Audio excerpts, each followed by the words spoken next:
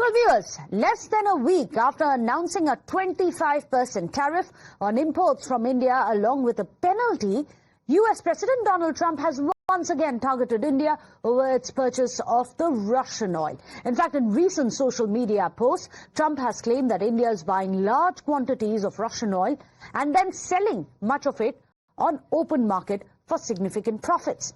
Well, he's also accused India of disregarding the casualties caused by the Russian war in Ukraine. As a result, Trump warned that he will be substantially increasing the tariffs imposed on India. In fact, in a sharp rebuttal to US President Donald Trump's tariff threat, the Ministry of External Affairs has issued a point-by-point rebuttal exposing US's duplicity. The MEA pointed out that the US itself pushed India to buy Russian oil during the war and continues to import energy and even uranium from Russia. In fact, calling the targeting of India unjustified, the MEA has reiterated that India will always act in its national interest and will not be pressured by external narratives. Not just that, External Affairs Minister Dr. S. Jaishankar has emphasized the need for a fair and multipolar global order. In fact, he has stressed that a few should not be dominating the global forces. In fact, he said, I'm going to quote him here, "We want a fair global order, not one which is dominated by few." Listen in. Our collective desire is to see a fair and representative global order, not one dominated by a few. That quest is often articulated as political or economic rebalancing. Amid escalating tension between India and the US following Donald Trump's tariff threats over Russian oil trade, an old comment from former US Ambassador to India, Eric Garcetti, has now gone viral. In fact, in the video we are about to show to you, you'll see how Garcetti admits that it was in fact the US that had encouraged India to purchase oil from Russia as part of a strategy to stabilize global oil prices. These revelations have raised questions about the contradictory stand which has been taken by the US administration. Watch this. And we take the smaller victories, like actually they bought Russian oil because we wanted somebody to buy Russian oil at a price cap. That was not a violation or anything. It was actually the design of the policy, because as a commodity we didn't want oil prices going up, and they fulfilled that. During G20, they were able to take Russia to the side and say, take or leave this statement, which was critical about Ukraine. It just took the word Russia out, but it was very clear. And we were able to deliver Europe. They were able to deliver Russia. That boxed in China. And it showed, again, this multiplicative relationship when we get together. So it's complicated. It needs to know history. You need to come in not in a kind of condescending way.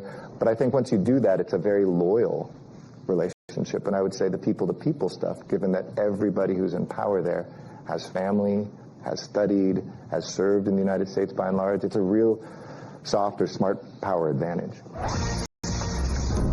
Well, with that, there's some big breaking news which is coming in. Now, Indian Army also strikes back at the United States. In fact, it has mocked President Trump over the weapons sale to Pakistan. Indian Army has put out the facts, simple facts, which really has put everything into perspective. Remember, this amidst tensions flaring between Washington and New Delhi. You have the Indian Army, which has put out a post reminding the United States of history and has highlighted how the United States had once backed Pakistan during 1951. Also, it does a reality check for the US, reminding it of how, not just in 1971 when they rushed to the aid of Pakistan against India, but also how there has been considerable weapons sale from the United States to to Pakistan. That's the big story that we are getting for you. You have none other than the Indian Army, which has now struck back with a point-by-point rebuttal. In fact, it has stated the facts, which are completely undeniable facts, which puts things on air. In fact, we have the tweet there on your screens as well. In fact, the tweet which has been put out by the Eastern Command says that this day, that year, build-up of war, which was 5th of August, 1971. So decades later, this is a reminder which is coming in. U.S. arms worth $2 billion had been shipped to Pakistan since 1954. That's the big story that is coming out. The Indian Army has put a hashtag of no facts, that this is factual, that in that year we had about $2 billion worth of US arms shipped to Pakistan since 1954. And this is a reminder coming in, none other by the Indian Army. Let me go across to Rishabh. Rishabh, with the Indian Army putting that statement out, that news clipping out, and then putting out the facts, as they are calling it, no facts is the hashtag that they have. They've really encapsulated the hypocrisy of America, which today is preaching India.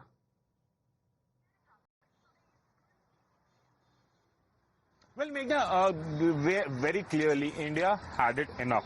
There have been multiple instances where Donald Trump has made unsubstantiated claims on India, India's trade, India's import of oil from Russia and what not.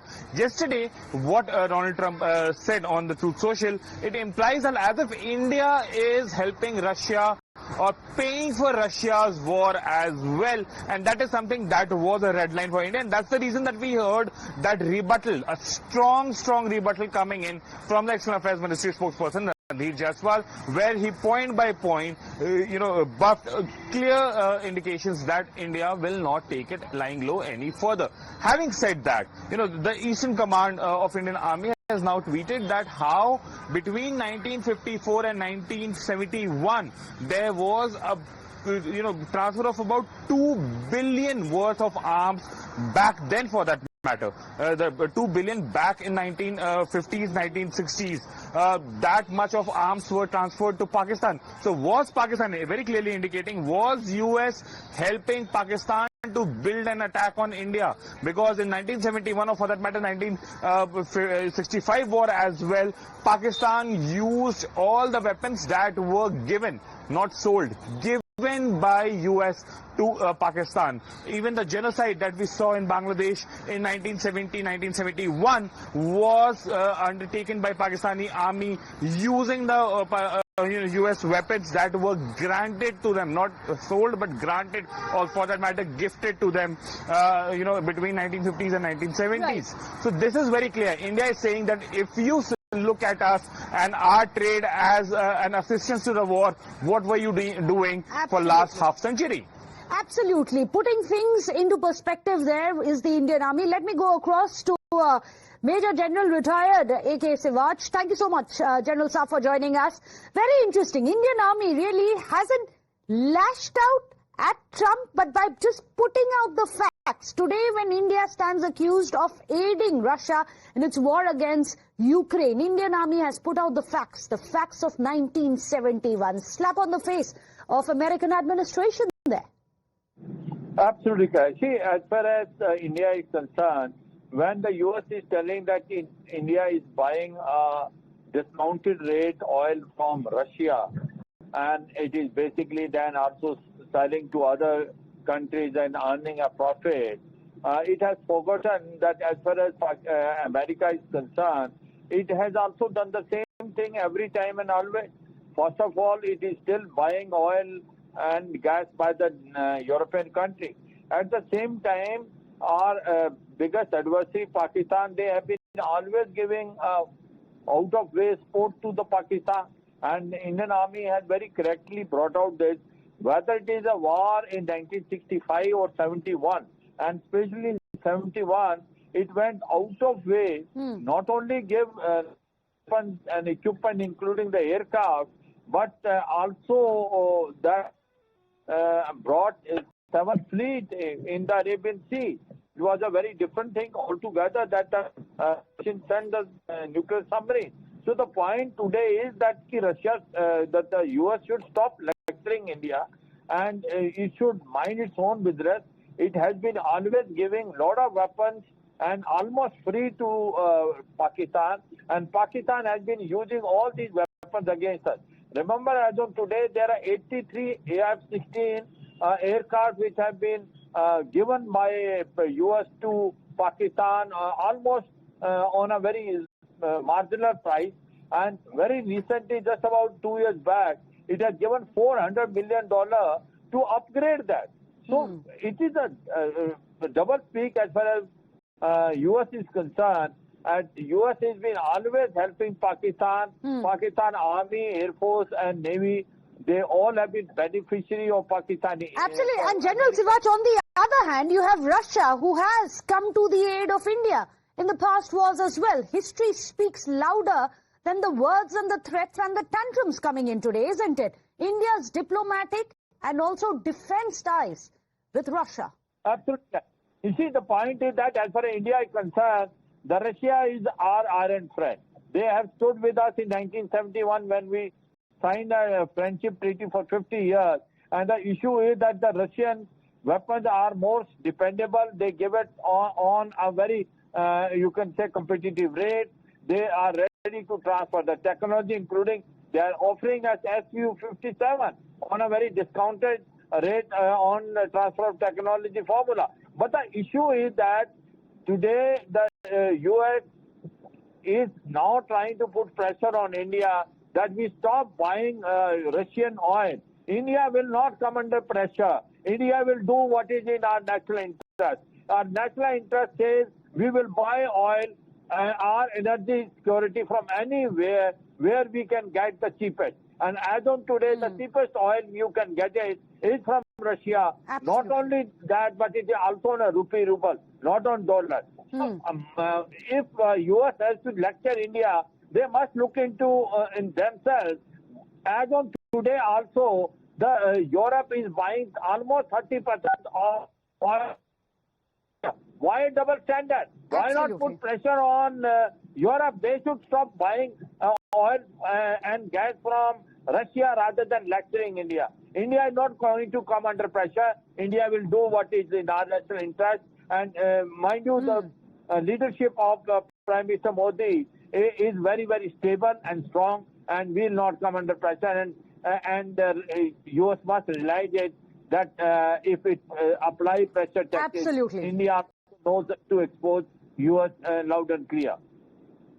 Well, it's very interesting because now the response to America is not just coming from the center.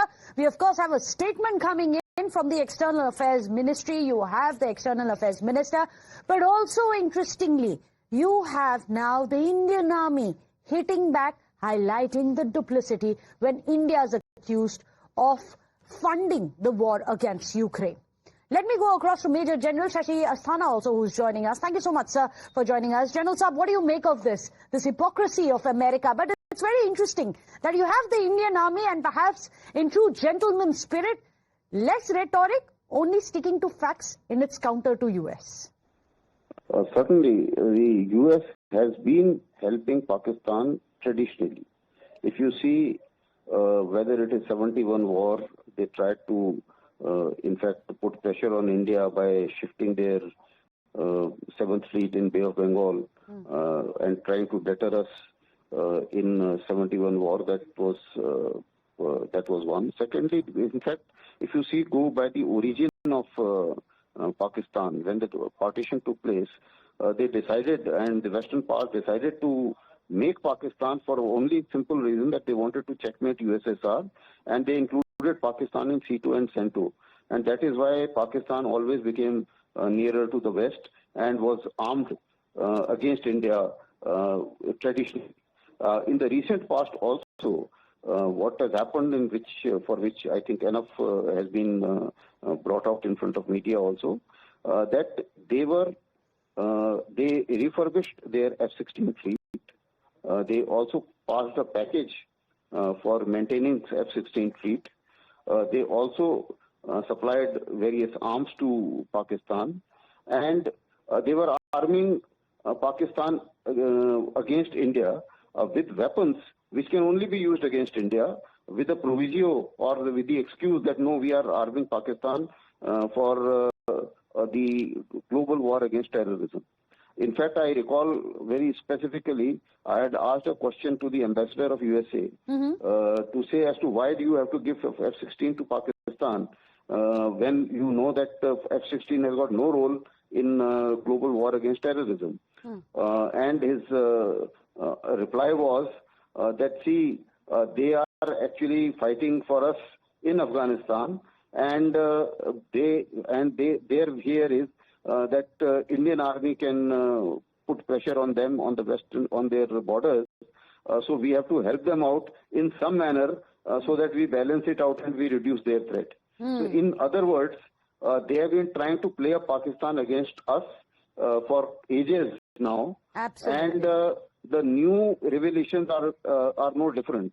And therefore, certainly we cannot trust United States. And as you would have said, seen with the MEA tweets as well, and MEA messages and which have been given against tariffs, it is very clear that there is no way that we can trust America, number one. And number two, we cannot, and India cannot afford to give up trusted relationships with Russia, for an untrusted partner. Absolutely. And a partner which cannot be reliable, unreliable partner. An unreliable partner will not be the first pick for India when national interests are at stake, and we will stand by our iron friend, as many have called him, Russia, which has been an all-weather ally. Thank you so much for joining us, General Saab.